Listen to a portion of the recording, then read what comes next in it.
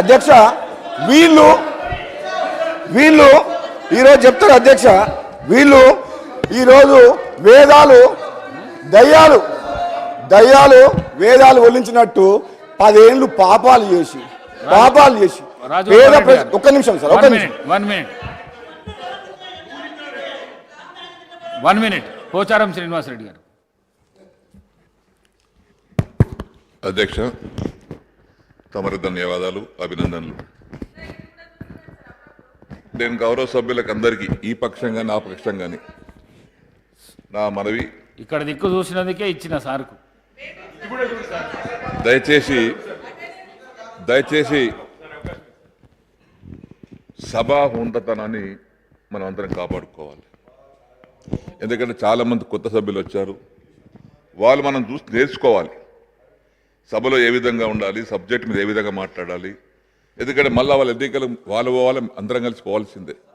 ప్రజల తీర్పు ఎట్లుంటుందో ఎవరు చెప్పలేం. మీకు అక్కడ ఇచ్చారు, మీరు కూర్చున్నారు, ఇక్కడ మేము కూర్చున్నాం. తప్పు చేసినా చేయకపోయినా ఒక్కోసారి శిక్ష పడుతుంది.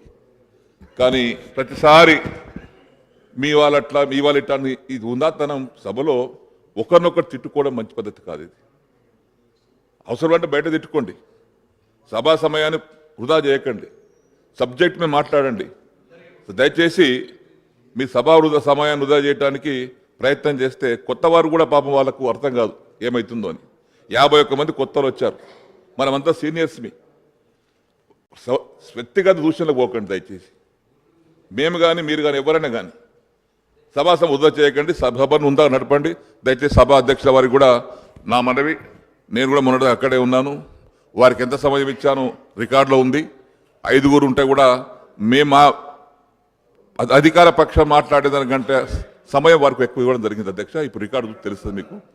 ఆ విధంగా వారు కూడా సభను నడిపించుకున్నాం. ఇప్పుడు కూడా మీకు సహకరిస్తాం. మేమందరం కూడా సభ సజావుగా జరగాలి, మంచి ఫలితాలు అందాలి, ప్రజలకు మంచి మెసేజ్ పోవాలి. కానీ ఈ యొక్క వ్యక్తిగత దూషణలను చేసుకోవడం మంచి పద్ధతి కాదని మరొకసారి వారికి విజ్ఞప్తి చేస్తూ తమరి ధన్యవాదాలు చెప్తున్నాను. రాజగోపాల్ రెడ్డి గారు.